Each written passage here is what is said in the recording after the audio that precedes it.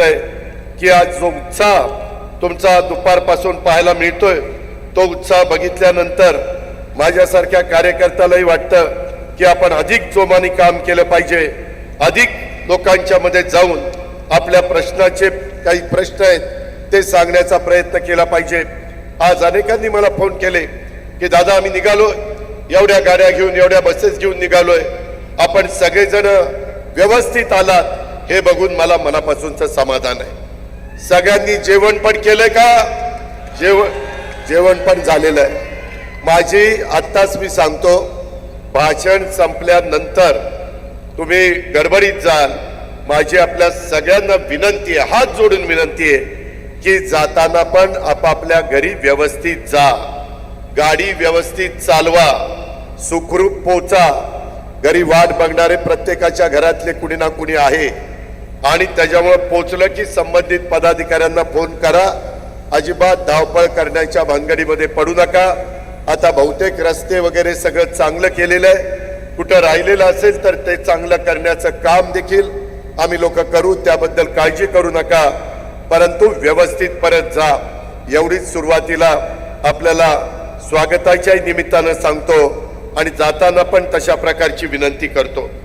मित्रांनो, एकंदरीतच मी सीमा भागातल्या मराठी माणसांना सांगू इच्छितो, हा राष्ट्रवादी काँग्रेस पक्ष हा शिवशाहू फुले आंबेडकरांच्या विचारधारेनं स्वर्गीय यशवंतराव चव्हाण साहेबांचं बेरजेचं राजकारण करणारा, सुसंस्कृत महाराष्ट्रामध्ये कशा पद्धतीनं लोकांशी वागलं पाहिजे, बोललं पाहिजे, त्या ठिकाणी पुढे गेलं पाहिजे, ह्या विचारांनीच आपल्या पक्षाची स्थापना झाली आणि आपला पक्ष देखील त्याच विचारांनी पुढे जातोय। ही गोष्ट प्रत्येकाने सातत्याने मनामध्ये ठेवली पाहिजे। काही जण विचारतात किंवा तुम्ही भाजप बरोबर गेला। मित्रांनो, आपला राष्ट्रवादी काँग्रेस पक्ष 2019 ला शिवसेनेच्या बरोबर सरकार केलं होतं की नाही? केलं होतं।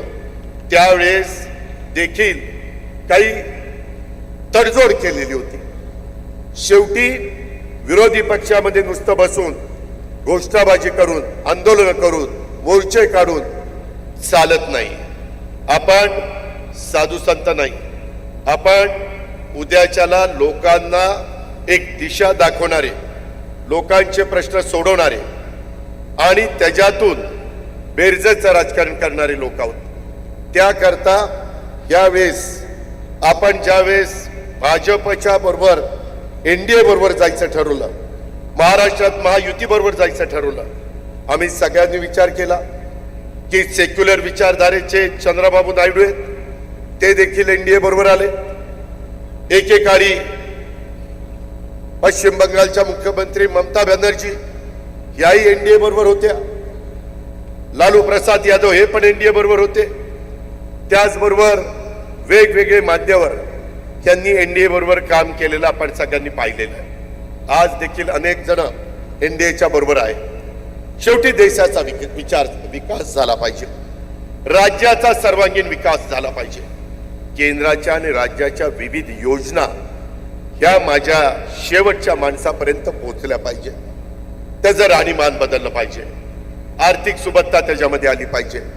कुठल्याही घटकाला असं वाटता कामा नये हे लोक काम करत असताना आमचा विचार करत नाही आणि त्याच्यामुळे राष्ट्रवादीची स्थापना झाल्यापासून नेहमीच महिलांना एक संधी देण्याचं काम, मान सन्मान प्रतिष्ठा देण्याचं काम हे करण्यात आलेलं आहे। एनडीएनीच पाठीमागच्या काळात 2029 ला देशात आणि राज्यात जसं स्थानिक स्वराज्य संस्थांच्या निवडणुकांमध्ये महिलांना 50% आरक्षण देण्याचा निर्णय राष्ट्रवादी काँग्रेस पक्षाने त्याच्यामध्ये महत्वाची भूमिका बजावली, तशा पद्धतीनं ते बिल होत असताना देखील सुनील तटकरे असतील, प्रफुल्ल पटेल साहेब असतील, आपले जे प्रतिनिधी राज्यसभेत आणि लोकसभेमध्ये होते त्यांनी पण त्या बिलाला पाठिंबा दिला आणि उद्याच्या 2029 मध्ये शिवशाहू फुले आंबेडकरांच्या महाराष्ट्रात आणि ज्यांनी तुम्हाला मला संविधान दिलं, ज्यांनी आपल्याला घटना दिली, ते घटनेचे शिल्पकार डॉक्टर बाबासाहेब आंबेडकर, त्यांनी दिलेल्या संविधानाच्या माध्यमातून आपल्या देशात सर्व ठिकाणी आमदारकीच्या आणि खासदारकीच्या निवडणुकीत 1/3 महिला यांना तिथं आपल्याला निवडून द्यायचं आहे, हे पण काम या एनडीए सरकारने केलं। आता 2 ठराव पण तुम्ही त्या बाबतीमध्ये बघितले। एकंदरीतच शेवटी लोकांचे प्रश्न सुटले पाहिजे। चर्चा खूप होती, हे केलं पाहिजे ते केलं पाहिजे, परंतु होतं का? नाही झालं। का नाही झालं? आता ज्याचा उल्लेख प्रफुल्ल पटेल साहेबांनी केला, जात न्याय जनगणना, एकदा सर्वांना कळलं पाहिजे, देशातल्या लोकांना, महाराष्ट्रातल्या लोकांना कळलं पाहिजे की नक्की कुठला समाज किती संख्येने आहे। उद्याच्याला जो गरीब समाज आहे, जो मागासलेला समाज आहे, त्यांना जर उद्या मी अर्थसंकल्पातनं ज्यादा निधी द्यायचं म्हटलं तर संख्येच्या प्रमाणामध्ये आपण निधी देतो। आपला मागासवर्गीय समाज असेल, आपला आदिवासी समाज असेल, या प्रकारे मी निधीचं वाटप करत असतो आणि ते सूत्र आपण सगळ्यांनी स्वीकारलेलं आहे। काही जण जाणीवपूर्वक आपलं सरकार आल्यापासून पद्धतशीरपणे बदनामी करण्याचा प्रयत्न करतात। काही आपला संबंध नाही। काहींनी काय स्टेटमेंट केलं की सामाजिक न्याय विभागावर अन्याय केला, अजित पवारांनी बजेट कमी केलं। इथं नरहरी झिरवाळ आहेत, बाकीचे माझे सहकारी आहेत, त्यांना विचारा, माझ्या राष्ट्रवादी काँग्रेस पक्षाच्या इथं असणाऱ्या, बाहेर सगळीकडे ऐकत असणाऱ्यांना प्रत्येकाला माहिती पाहिजे, बाबांनो, यंदाचा 7,20,00,000 कोटी रुपयाचा अर्थसंकल्प महाराष्ट्राचा सादर करत असताना महायुतीच्या सरकारने जवळपास 40% गेल्या अर्थसंकल्पापेक्षा आपण अनुसूचित जमाती म्हणजे आदिवासी विकास विभागाला वाढून दिलं। नरहरी दिले की नाही? 41%, सॉरी मी 40% म्हटलं, 41%। हे पुढे येतच नाही। कुणीतरी सांगतं अजित पवारांनी अन्याय केला, मग त्याच्यातनं माझा कार्यकर्ता थोडासा गडबडतो, थोडासा खचतो, त्याला माहित नसतं की नक्की काय। आता तुम्हाला कळलं पाहिजे की उलट आपण 41% गेल्या वर्षीच्या तुलनेमध्ये माझ्या आदिवासी समाजाला जास्तीचे दिलेले। सामाजिक न्याय विभागात माझा मागासवर्गीय समाज आहे, त्यावेळेस आपण गेल्या वर्षीच्या पेक्षा 38% तिथं जास्त दिलेले। मुख्यमंत्र्यांनी पण त्याच्याबद्दलचं स्टेटमेंट केलेलं तुम्ही ऐकलं असेल, पण त्याबद्दल त्याला जेवढी प्रसिद्धी मिळायला पाहिजे तेवढी प्रसिद्धी दुर्दैवाने मिळत नाही। आणि मग आपल्याबरोबर पण काम करणाऱ्या माझ्या मागासवर्गीय समाजाला, आदिवासी समाजाला वाटतं, अरे असं झालंय का? अजित पवार आणि त्यांचे सगळे सहकारी आणि राष्ट्रवादी काँग्रेस पक्षाचे नेतेगण फक्त शिवशाहू फुले आंबेडकरांच्या विचारधारेने चला एवढं भाषणापुरतं सांगतात का? नाही, आम्ही प्रत्येक गोष्ट कृतीमध्ये करतोय। आता इथं आदिती तटकरे बसली आहे, त्याच्यामध्ये तिला विचारा, मागच्या वेळेस आपला दारुण पराभव लोकसभेला झाला, 4च जागा मिळाल्या। आम्हाला सगळ्यांना सांगितलं 1 जागा तुम्ही महादेवराव शिवणकरांच्या करता सोडा, नाही तर तिथं राजेश विटेकरची उमेदवारी ठरलेली होती। आपण ऐकलं, शेवटी सगळ्यांना संधी मिळाली पाहिजे आणि त्याच्यातून 75% आपल्याला पराभव स्वीकारावा लागला। प्रांताध्यक्षामुळं 1 जागा निवडून आली, 25% झाले आणि तिथं थोडस गडबड झाली। कार्यकर्त्यांच्या मनामध्ये चलबिचल झाली, अरे काय झालं, कशामुळे झालं, काय त्याच्यातनं आपलं चुकलंय का? आणि हे सगळं होत असताना आम्ही पण विचार केला, कारण आम्ही आज राजकारण करत नाही। सुदैवाने माझ्यासारख्या कार्यकर्त्याला एकत्र काँग्रेस असताना प्रफुल्लभाईंना माहिती आहे, प्रफुल्लभाईंना पण 91लाच खासदारकीचं तिकीट मिळालेलं होतं काँग्रेसचे उमेदवार, आणि मलाही 91 साली खासदारकीचं तिकीट बारामतीतनं मिळालं होतं। आम्ही दोघे एकत्र खासदार झालो।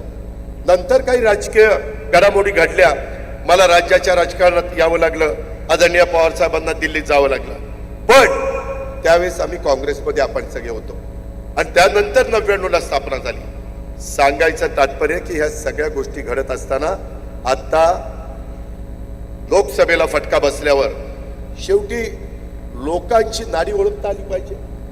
काय केल्यानंतर पुन्हा आपल्या महायुतीला पाठबळ मिळेल, काय आपल्या चुकलं का, कुठं आपण कमी पडलो, आणि त्याच्यातून आम्ही सगळ्यांनी चर्चा केली आणि तिथून लाडकी बहीण योजना पुढे आली। जबाबदारी मोठी होती, अर्थसंकल्पामधले जवळपास 40 ते 45 हजार कोटी रुपये या कामाच्या करता, पण माझ्या गरीब महिलांच्या करता, ज्यांच्या हातामध्ये कधी असं महिन्याच्या महिन्याला पैसे डीबीटी द्वारे येत नाही, त्यांनाही वाटतं की मी पण काहीतरी माझ्या कुटुंबाकरता करावं, मुलाबाळांकरता करावं, स्वतः करता करावं, असं बघणारा मोठा वर्ग सांध्यापासून बांध्यापर्यंत महाराष्ट्रामध्ये आहे आणि तो महिला वर्ग आहे. आणि त्याच्यामुळे तो विचार आपण केला. तो विचार करत असताना पुरुषांच्या करता पण आपण अनेक जण बळीराजा म्हणून काम करताय, शेतकरी म्हणून काम करताय, त्यांच्या करता देखील बरेच दिवस माझ्या मनात होतं की कुठंतरी यांना 3, 5, 7.5 हॉर्सपॉवर जेवढं आपल्याला झेपेल, कारण मी राज्यामध्ये फिरत असताना सगळ्यांना सांगतो, बाबांनो, सगळी सोंग करता येतात, पैशाचं सोंग नाही करता येत. आपला प्रपंच करत असताना, आपल्या घराचं कारभारी पण करत असताना, तालुक्याचं, गावचं, जिल्ह्याचं, राज्याचं नेतृत्व करत असताना, आणि त्याच्यातून ही 65,000 कोटीचा भार हा राज्य सरकारने त्या बाबतीमध्ये उचललाय. मी स्वतः आत्ताच मंत्रिमंडळाची बैठक करून त्या ठिकाणी आलोय. तिथं पण आम्ही सगळे येताना काही ना काही विचार केलाय की रिसोर्सेस कसे वाढतील. रिसोर्सेस पण वाढले पाहिजे. पगाराचा खर्च आहे, त्याच्यामध्ये आपल्याला पेन्शनचा खर्च आहे, तो तर करावाच लागतो, त्यांचा हक्क आहे, उपकार करत नाही आपण. आणि त्याच्यातून डेव्हलपमेंट पण झाली पाहिजे. अपेक्षा पण लोकांच्या खूप आहे आणि म्हणून या सगळ्या अपेक्षा पूर्ण करत असताना आम्ही अनेक प्रकारे त्याबद्दलचे निर्णय घेतो. कधी कधी काही जण असं बातम्या सोडतात की अजित पवार पैसे सोडत नाही. अरे पैसे सोडत नाही काय, माझ्या खिशात पैसे घेऊन बसलोय. शेवटी राज्य सरकारने अर्थसंकल्प सादर केल्यानंतर पैसे पहिल्या तिमाहीत आम्ही 20% सोडतो, दुसऱ्या तिमाहीत 40% सोडतो, तिसऱ्या तिमाहीत 60% सोडतो, नंतर 80% आणि शेवट महिन्यात 100%. अशा पद्धतीचं ते नियोजन असतं. मित्रांनो, हे सगळं करत असताना मागच्या मंत्रिमंडळाच्या बैठकीत नरहरीला आठवत असेल की मागच्या आठवड्यात मंत्रिमंडळाच्या बैठकीत महाराष्ट्र राज्य अनुसूचित जमाती आयोगाला वैधानिक दर्जा देण्याचं काम आम्ही केलं. वैधानिक दर्जा. आणि त्याच वेळेस लक्षात आलं की अशाच पद्धतीनं आपल्या अनुसूचित जातीला पण दिलं पाहिजे, कारण आयोग होता परंतु वैधानिक दर्जा नव्हता. आम्ही सांगितलं की पुढच्या कॅबिनेटला विषय आला पाहिजे. मित्रांनो, आज झालेल्या मंत्रिमंडळाच्या बैठकीमध्ये आपल्या महायुतीच्या सरकारने महाराष्ट्र राज्य अनुसूचित जाती आयोगाला वैधानिक दर्जा देण्याचं पण काम केलं. तुम्ही लक्षात आणून द्या, अनेक कार्यकर्ते, अनेक सहकार्य, शेवटी आपल्याला काम करायचंय. जनतेने आपल्याला मोठ्या ताकदीनं निवडून दिलेलं आहे. आता जनतेचा विश्वास ह्याला कुठं तडा जाऊन द्यायचा नाही आणि तशा पद्धतीनं आपल्या सगळ्यांचं काम त्या ठिकाणी सुरू झालेलं आहे. आज हा पक्षाचा वर्धापन दिन सोहळा हा मुख्य पुण्यामध्ये होत असला तरी राज्याच्या इतरही भागात आणि देशाच्या इतर भागात जिथं जिथं राष्ट्रवादी काँग्रेस पक्षाचे आपले पदाधिकारी आहेत ते देखील त्या भागामध्ये आजचा हा वर्धापन दिनाचा साजरा करतायत. त्याही गोष्टीचं समाधान मला आणि माझ्या सगळ्या सहकाऱ्यांना आहे. पक्षाचे जे कार्यकर्ते इथं काही कारणाने उपस्थित राहू शकले नाही, नेते उपस्थित राहू शकले नाही. भुजबळ यांचा पहिलाच दौरा हा परदेशी ठरलेला होता. दत्ताभाऊ भरणेंचा पण 3 दिवसापूर्वी परदेशाचा दौरा पहिलाच